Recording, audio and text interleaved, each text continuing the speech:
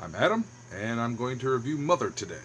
Um, Dan isn't with me this time because if you watched our It review at the end of it, when I mentioned about going to see it, he said he had no interest in it. So I just went to go see it. I went to go see it with my fiance Kendra.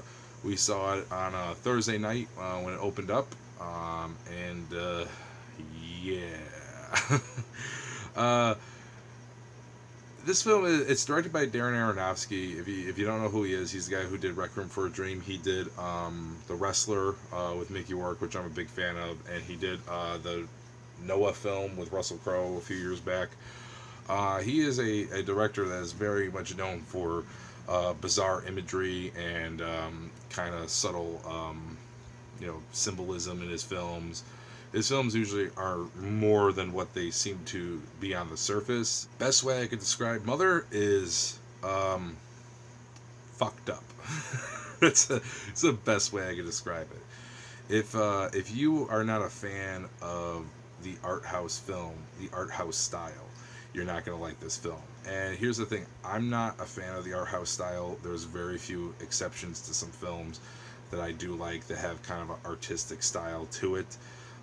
Very David Lynch like is probably a good way to put it. I'm not really a big fan of those movies. It's not that I don't appreciate them. It's just that they're not the type of films that I tend to go see. They're not the type of films that get on my top 10 list of the year. They're not films that I tend to buy and watch multiple times. So you think I'd hate this film, but I don't. I actually really like this film. So spoiler for my score near the end. I'm gonna give it a recommendation, but I want to talk about some stuff in it. First things first, the good. Jennifer Lawrence gives a fantastic performance in the film. So does Javier Bardem. Those are the two main characters that we mostly focus on. Jennifer Lawrence is the one that we focus on completely. The whole movie, you never leave her side. She is the driving force in the film. She's the one we follow.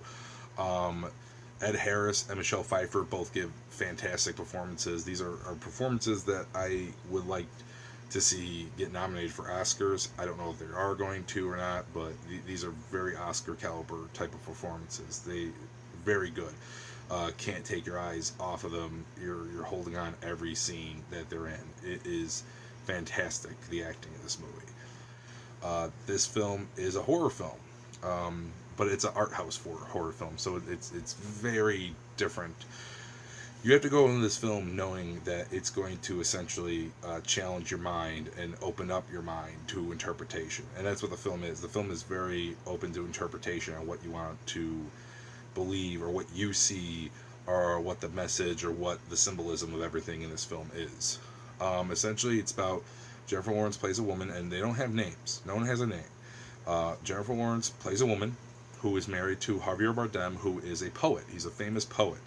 And they move into this house that he explains was his old house that burnt to the ground, or burned down, and they were slowly rebuilding it. Jennifer Lawrence has been slowly rebuilding the house on her own as he tries to work on his next poem. And that's what the film's about. They live together. He's got writer's block. She's doing all the work, but she's supporting him. And then one evening, Ed Harris ends up showing up, believing that, being told that there was a bed and breakfast nearby, so he thinks it was this house. Um, he ends up coming in. Him and Javier Bardem kind of end up forming a bond and not really liking each other. They end up becoming friends. So Javier Bardem allows him to stay there, even though they're not a bed and breakfast, obviously. And essentially, it's the whole movie. You're following Jennifer Lawrence, and from her perspective, as this is crazy. Why are you letting him stay? We know nothing about him. And he's like, oh well, I can't. What do you want me to do? Turn him away? And then the next morning, Ed Harris's wife, who's played by Michelle Pfeiffer, ends up showing up once and once again. They did not expect this. They did not know. Javier Bardem allows her to stay as well, and Jennifer Lawrence is essentially just going crazy as into why are you allowing this to happen? And she, I guess, feels trapped, like she can't object to it. He's just being nice, so she can't really say no because he's doing a very nice thing. And then for the first 25 minutes of this film, there's nothing really weird. There's a couple little weird things in it, but there's nothing. It's kind of straightforward. You kind of just follow that, okay, Jennifer Lawrence is essentially kind of is in this position where she has no choice, and she's kind of trapped, and she just has to deal with it, and you sympathize with her immediately with it, especially because, especially when it comes to the way Ed Harris and Michelle Pfeiffer act. They act very nice, but then, like, when they're alone with her, that you can see that, like, they're fucking treating their house like shit, and they're not, they got bad manners, and they're not listening and stuff like that. And it's really weird because essentially this is like a movie essentially that is a horror film that's the horrors of house guests coming into your house that you can't feel that you can control what they could do, and the film captures that amazingly, and I could relate to that in some ways. So I get this, and I was relating to it, and I was captivated by it. I was like, yes, I understand what she's going through, sort of thing. Once you get past that first act, it all starts getting really insane. Essentially, Ed Harris reveals that he's dying, and that he wasn't there by mistake. He went there on purpose because he's a fan of Javier Bardem's poems, and he wanted to meet him before he died. And then their children end up showing up. They have two sons. They end up showing up, and and then they just barge into their house. Like they just barge in the house, and Jennifer Lawrence is like, "What the fuck are you doing in my house?" And these people are barging in, like, "Well, who are you?" And then she's like, "Well, this is my house." Like, so you get that, and the sons end up coming in, and the sons end up having an argument over the will, because I guess one son is getting left out of the will and is getting nothing, so he ends up going crazy, chasing the other son. He ends up killing him on accident, and he ends up fleeing. And Javier Bardem, Ed Harris, and Michelle Pfeiffer take the other son to the hospital, leaving Jennifer Lawrence by herself in the house. And we stay with Jennifer Lawrence. The film never leaves the house. This whole film takes place in this house, and we don't leave Jennifer Lawrence at all. So we're stuck with her to essentially watch her clean up the aftermath, clean off this guy's blood, and essentially worry that the other brother is going to show back up, which he does. Nothing happens, but still, he does show up. She is in danger.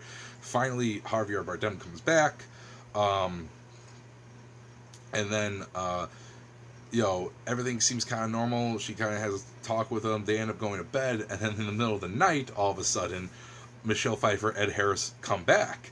And then not only they come back, but then they come back with a bunch of people. And then and Jennifer Lawrence wakes up and is confused and is like, "What? Like, fucking people are just coming to our house." And Javier Bardem wakes up and goes, "Oh yeah, that was quick. Oh yeah, I told them they could come and they could bring friends. They got nowhere else to go." So essentially, they explained that they've already buried the son, and this is now a wake or a memorial, essentially. And like, bunch of people start coming into the house, and Jennifer Lawrence just has to deal with it. So she's going crazy because Javier Bardem is smitten with everybody. He likes everybody there because everyone likes him. They know who he is. He's this poet, and everyone really likes him. So he's enjoying this attention from everybody. But yet Jennifer Lawrence is kind of left to deal with the fucking craziness of all these people in her house. And then people start disobeying her. They start fucking around with shit. They end up fucking sitting on this sink that she explains is like, "Stop sitting there. It's not anchored down yet. You're gonna fucking break it." And then there's people that fucking start like tearing up the place. Then there's people that start painting for some reason, painting the house.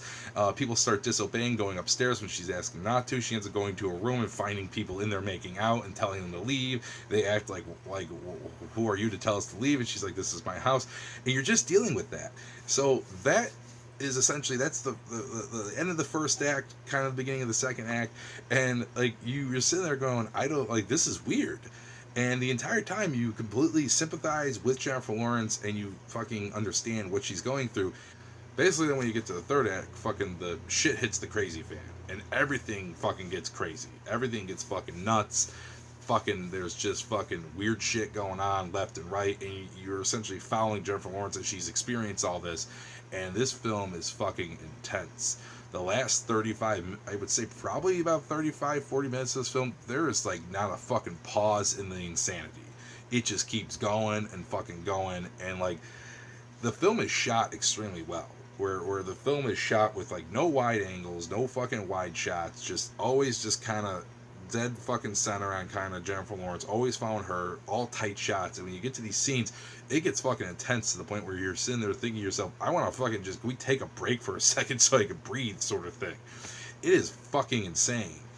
And there's all this weird imagery, weird shit starts happening, and you're sitting there essentially just processing this, and like, that's what this film is. It's essentially, there's no straightforward story to say. It's more like an experience, essentially. It's an experience that you go through, and then you can kind of figure out to you what it means. And normally, like I said, I hate movies that are like that, but some movies do it very well to the point where I get it and I like it a lot. It captures the idea of a nightmare. And everyone's had nightmares where you're in a nightmare and you like fucking insanity's just going on, and like you go to one weird fucking imagery and situation to the next, and you feel like you can't wake up and you're just waiting to wake up. That's what this essentially really captures. It captures that feeling that you are in a nightmare situation and you're just waiting to get to the end so you can wake up and fucking get it over with. That's how this is like, and for that, it is extremely unsettling. The fucking atmosphere is extremely well done. From what I interpret out of it, without spoiling anything or giving away details, is I believe the whole movie is an allegory for God and religion. And when you see the film, if you go in there with that mindset, and I'm telling you this is what I came out of the film with, I think you will see a lot of the imagery and a lot of the symbolism and stuff does fit with that theory. Is that the whole film is essentially about religion and God.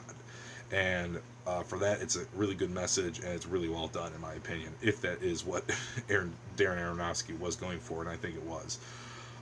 So overall, I love Mother.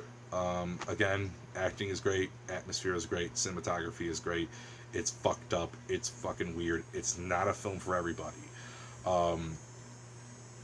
Like I said, if you're a fan of David Lynch and the art house type of films, you will love this film. If you're not a fan of those type of films, you probably most likely will hate this.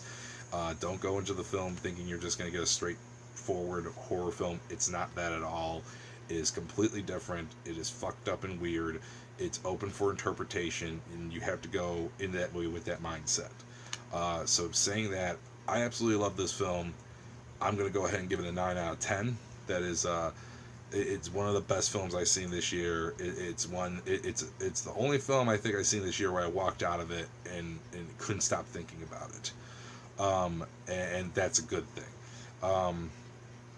I couldn't stop piecing together. I couldn't stop thinking about it. I couldn't stop myself from interpreting every little scene that I saw after I saw the film. And that truly to me is a hallmark for a good film, or at least a film that at least did something. There's a lot of films I saw this year that I did like, but it's like after I left the theater, I wasn't really thinking about it a few days later. This film I saw a few days ago, and I'm still thinking about it. I'm still interpreting it. I'm still dissecting it.